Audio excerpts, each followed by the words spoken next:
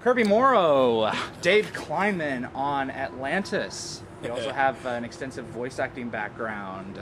Yes, I do. Pleasure to be with you, sir. Thank you for coming. Yeah, it's good to be here. How's the Stargate Con? It's pretty cool. It's interesting. The first con I've been to that's all Stargate. So I've done animation ones, I've done animation sci-fi.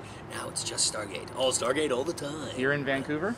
Yes. All right. You definitely have a voice for radio. You're listening now to some dulcet tones. Yeah. So, what is it that you like about voice acting?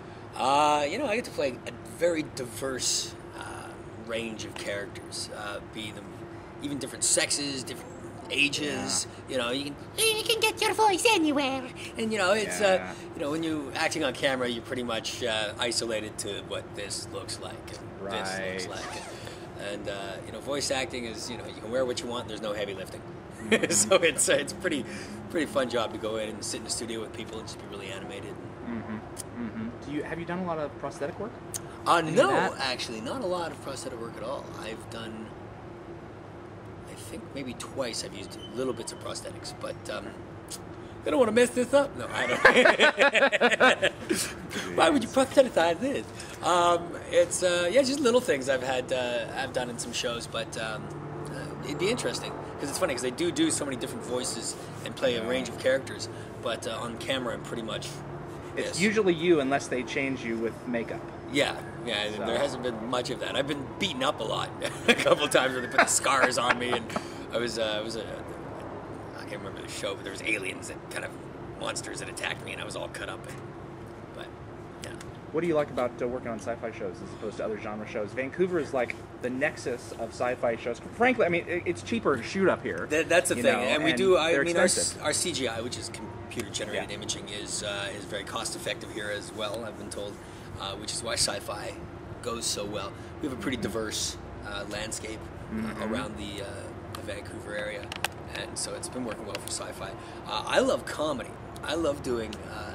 I hadn't noticed. Yeah, I mean, I have a stand-up comedy background, and I'd love to audition for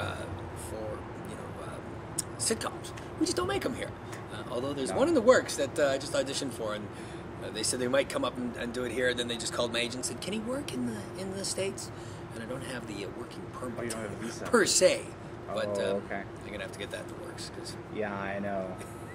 all my bread and butter comes from up here, but I can't move here, so it's frustrating. You can visit, but what are these borders? We don't need borders. What are they for? Crazy. Yes. Jeez. So you were as a captain?